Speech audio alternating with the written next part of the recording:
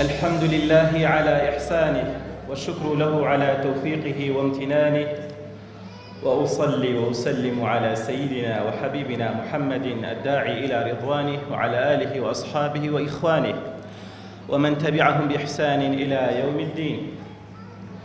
برايان خوشكان، السلام عليكم ورحمة الله وبركاته. زۆر خۆشحاڵین کە ئەمڕۆ پێکەوە بتوانین باسێک دەربارەی بەختەوەری بکەین کە هەموو ئینسانێک وێڵە بە دوای بەختەوەریدا. هەموو کەسێک حەز دەکا ئاواتەخوازە خۆشترین ژیانی هەبێ.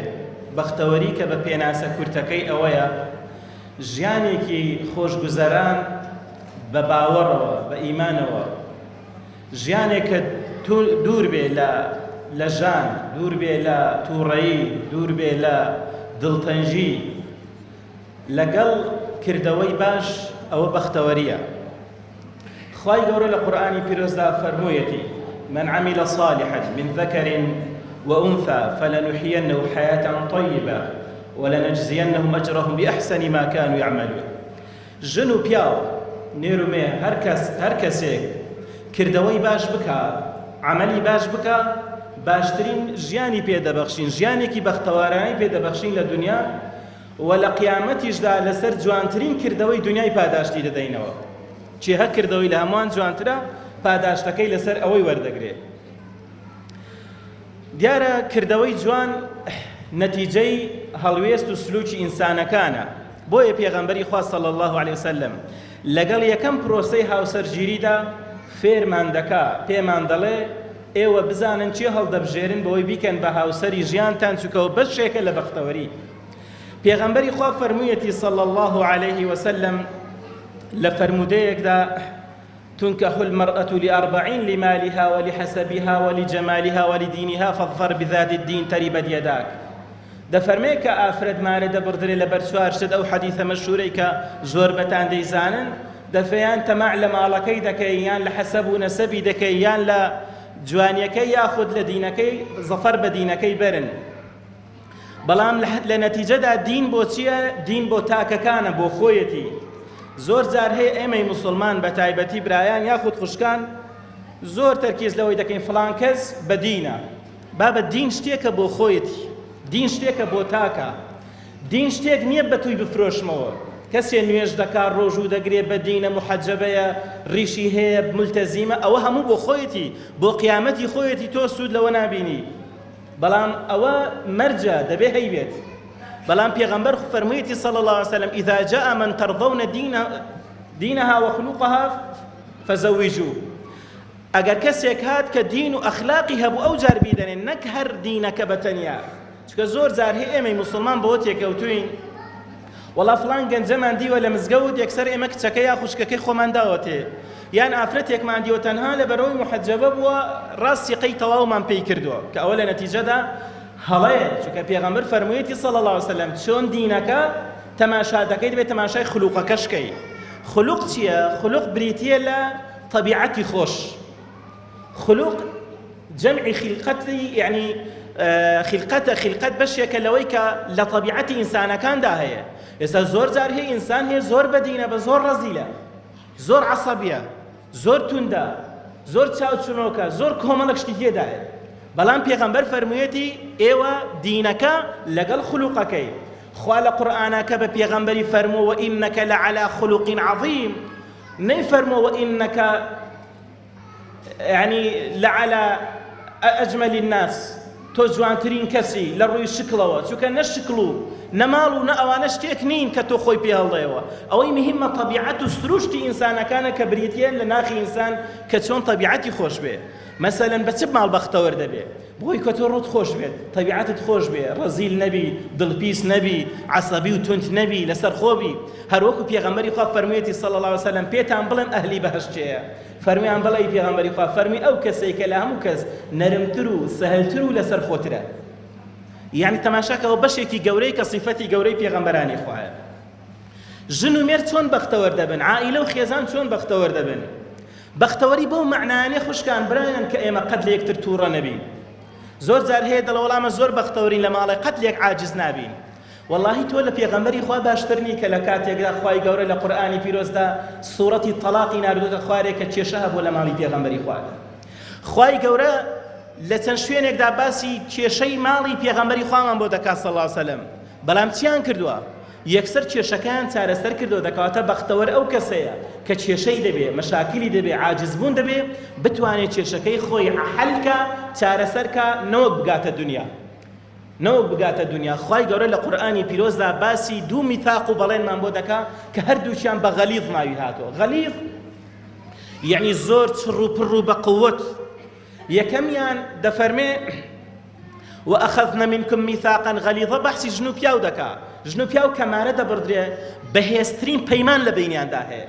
دووەمینیان پەیمانی بینی پێغەمبەرانی خوا وإذا أخذنا من النبيين ميثاقهم ومنك ومن نوح وإبراهيم وموسى وعيسى وابن مريم وأخذنا منهم ميثاقا غليظا. پەیمانم لە هەموو پێغەمبەران زۆر بە پتەوی وەرگرتووە، زۆر بەهێزە بینی پەیمانی بینی خوا و پێغەمبەرانی خوا و ئەو پەیمانەی لە بینی چێ؟ لە بینی ژن و پیاودا هەیە کە بە زەواج و بە نیکاح دروست دەبێت. بۆیە خوشکانی بەڕێز برایان، باشترین شت ئەوەی ئێمە ئەو ئیمانەی کە هەمانە بەرهەمی هەبێ کە بریتێ لە عەمەلی ساڵح. هیندی خێزانی ئەبوو سوفیان کە هاتە لای پێغەمبەری خوا فەرمووی دەتوانم ماڵ لە پیاوەکەم بەرم؟ چی چۆن دەبێت ماڵی لێ بەرێت؟ پێغەمبەری خوا ڕەزیلە و یارمەتیم نادا. ئەبوو سوفیان سەحابەش بوو، بەڵام تەماشا کە زۆر جار هەیە سیفەتەکان ئینسانەکان وا دەکەن ماڵەکان بەختەوەر نەبێت، خۆشی لە ماڵەکاندا نەبێت.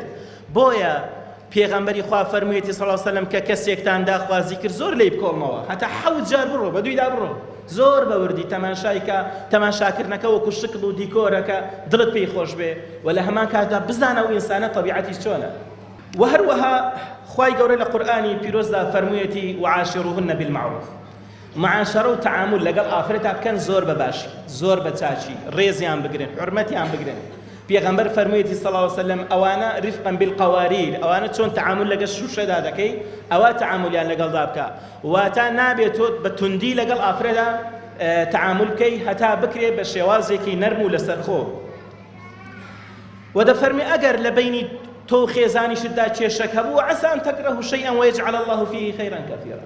زۆر جار هەیە کێشەت دەبێ بەڵام ئەو کێشەیە لە نەتیجەدا خێرێک دەدا بەدەستەوە. ئێمە وەکو مسلمان بە تایبەتی پیاوان ئەمەوەم زانی کۆڕەکە بە تەنیا بۆ خوشکانە بۆیە زیاتر باسی ئەوم ئامادە کرد بوو، بەڵام پیاوان هەتا وەکو باش بن لەگەڵ خێزانەکانیان نیشانەی باوەڕیانە، نیشانەی چاچیانە. پێغەمبەری خوا مەدحی سەحابەکان دەکات دەفەرمێ خەیڕکم لئەهلی وأنا خەیڕکم لئەهلی. بەسە بۆی ئەو فەرموودە بکەینە دەست پێک بۆ بەختەوەری. دەفەرمێت باشترین کەس لە ئێوە ئەو کەسەی بۆ ماڵ و مناڵی خۆی باشە. زۆر جار هەیە نەفەر هەیە لە دەرێ ڕووی زۆر خۆشە، پێکەنینی هەیە بە خوڵقە، بەس لە ماڵی هیچ لەو شتانەی نییە کە بەڕاستی پێغەمبەری خوا فەرموویەتی صلی الله علیه وسلم چاکترین کەس ئەوە نەیفەرموو ئەوەی زۆر نوێژان دەکات، نوێژ لە هەموو شتێک باشترە یا ئەوەی زۆر بە ڕۆژوو دەبێت. دەفەرمێت بۆ ماڵ و مناڵی باشە، جات خوا نوێژێک، ڕۆژوویەک، زەکاتێک، چاکەیەک، ئیمانێک فێری ئەوەت نەکا بەزەید بە خێزان و مناڵی خۆت داوێتەوە تۆ چ ئیسلامەتێک فێر بووی. پێغەمبەری خوا فەرموویەتی صلی الله علیه وسلم لە فەرموودەیەکی تردا إنه كان يقول ما استفاد المؤمن بعد تقوى الله خيرا من زوجة صالحة. هیچ شتێک لە دوای تەقوا، لە دوای ئیمان بەخوا لە ئافرەتێکی باشتر نییە. بۆیە ئافرەتان حتا باش بن ماڵ بەختەوەر دەبێت.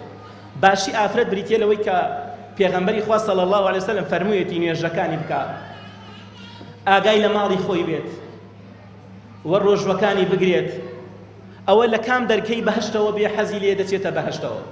بۆیە ئافرەت بۆ خۆی شوانە بەسەر ماڵی پیاوەکەی خۆیەوە. جا پێغەمبەر فەرموویەتی باشترین شت لە دوای تەقوا و ئیمان بریتێ لە ئافرەتی صالحە. کام ئافرەتی صالحە؟ بەچ بزانین ئەو ئافرەتە صالحەیە؟ بزانین خوشکان بزانن ئەو حەدیسەیەوە دەگرێتەوە، دەفەرمێ ئین ئەمەڕەها ئەطاعەتهو. ئەگە پیاوەکەی پێی بڵێ وابکە، یعنی قسەی ئەمرێکی پێ بکات جێبەجێیکە، نەک بڵێ نایکەم چۆنە وابکەم و دەزانین داخوا چیت بۆ کردوین، پێدا بڕۆ هەتاوەی کە ژن بۆ خۆیان دەڵێن. وئین نظر إليها سرته. ئەگەر تەماشای ژنەکەی خۆی کرد دڵی پێی خۆش بێ. چۆن؟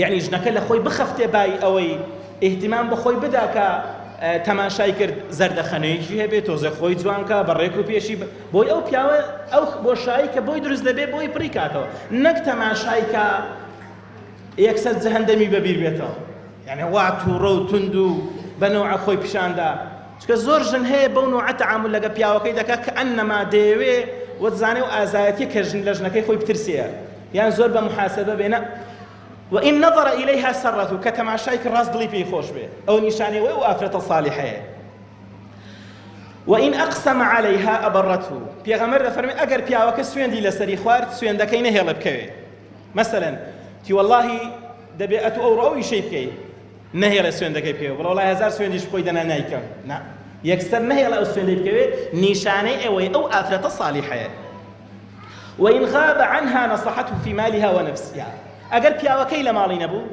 زۆر بەدڵسۆزانە خۆی دەبێتە گەورە لە ماڵەکەی دەپارێزێ و نەفس و حیای خۆی دەپارێزێ بەو شێوەی کە پیاوەکە لە ماڵەیە. خۆشەویستان، خۆی گەورە لە قورئانە ژن و مێردی تەشبیه کردو بە شتێکی زۆر عەجیب بە لیباس. پیاوی کردوتە حیجاب تەشبیهی کردو بە حیجابی ئافرەت وهروها بپێچەوانەشەوە خوا دەفەرمێ هن لباس لكم وأنتم لباس لهن.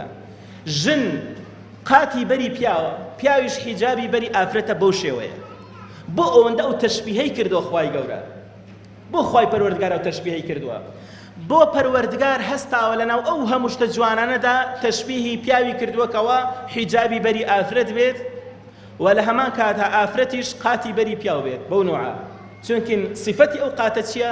دوو صفەتی جوانی هەیە.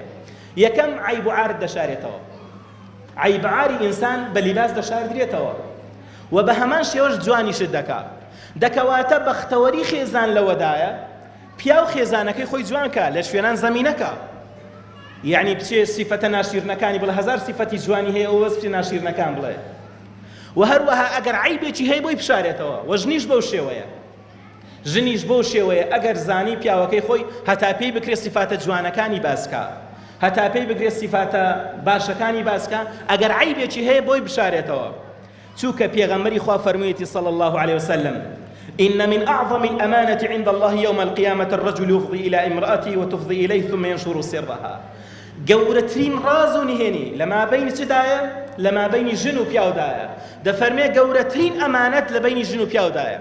بۆیە کاتێک کە نهێنی بینی ژن و پیاوێک ئاشکرا دەبێت سومعەیان پێی دەچێت سومعەیان پێی دەچێت کە ناوی دەدەن فەزیحە بۆ چونکە ئەو ژن و پیاوە هەموو سڕ و نهێنیەکان لە بەیندایە و گەورەترین خیانەت لە یەکتر دەکەن ئەگەر هەر یەکێک لەوانە هەڵبستێ سڕێک کە بینی خۆیانە بچێ بە خەڵکی کەی بڵێت نابێت بە تایبەتی ئەوانەی کە پەیوەندیان بە ژن و پیاوە هەیە. خوای گەورە لە قورئانی پیرۆزدا دەفەرمێ من آياته أن خلق لكم من أنفسكم أزواجا لتسكنوا إليها وجعل بينكم مودة ورحمة إن في ذلك لآيات لقوم يتفكرون. خوای گەورە دەفەرمێ لە نیشانە و بەڵگەکانی خوایە چی؟ أن خلق لكم من أنفسكم أزواجا لتسكنوا إليها. خوای گەورە پیاوی لە جنسی ئافرەت دروست کردووە ئافرەتیشی لە جنسی پیاو دروست کردووە واتە هەردووکیان مرۆڤن بۆ لتسكنوا إليها بۆی بەختەوەر بن وجعل بينكم مودة ورحمة لبين جنوب يادا هم مودة هم رحمة خواني فرما خوشويستي مودة بقوة لا خوشويستي وديته أو علاقي بين جنوب يا وقورة لا خوشويستي شون مودة أويا تو كسيك تخوش دوي زور زار بس عمادني نهيني خوتي بيضلي بلام جني خود خيزاني خود بياي خود خوش دوي نهيني كاني خوشتي بيضلي چەند خۆشە گوتویانە لە پشت هەموو پیاوێکی سەرکەوت و ئافرەتێکی باش هەیە. ئەها پێغەمبەری خوا صلی الله علیه وسلم خەدیجەی خۆش دەوێت کە لە ئەشکەوتی حیرا وحی بۆ دێ یەکەم کەسێک لای دەژێڕێتەوە چێیە؟ خەدیجەیە. زۆر خۆشە پیاوێک کە خەمی هەیە دێتەوە لای چێ باسیکە ڕاستە دەزانێ خێزانەکەی هیچی بەدەست نییە بەڵام کاتێک کە خێزانەکەی هەڵدەستێ دڵی پیاوەکەی دەداتەوە پیاوەکە ئەوە هیچ نییە و بۆ شێوەیە و خێری تێدایە پیاو زۆر ئەو قسەی پێخۆشە. دائیمەن ئافرەتی ژیر ئەوەیە قسەی خۆش بۆ پیاوەکەی نەقڵکە نەک هەرگەیشتەوە ماڵە جارێ فەقیرە ئیسراحەتی نەکردووە شەڕی هەموو خزمانی بۆ بژێڕێتەوە، مەشاکلی دنیای بێنێتە سەرسەری، ئەوەندەی دێتەوە ماڵێژ نەتوانێ هەناسەیەک بە خۆشی هەڵکێشێ، نە ئەگەر شتێکیش هەبێ بۆی گچکە کاتەوە و پێی نەڵێ. وجعل بينكم مودة ورحمة، أو زار بزيش لبينان دا هيا إنسان بي خوش خيزانكي لخوشترين وزع دابي لخوشترين جيان دابي.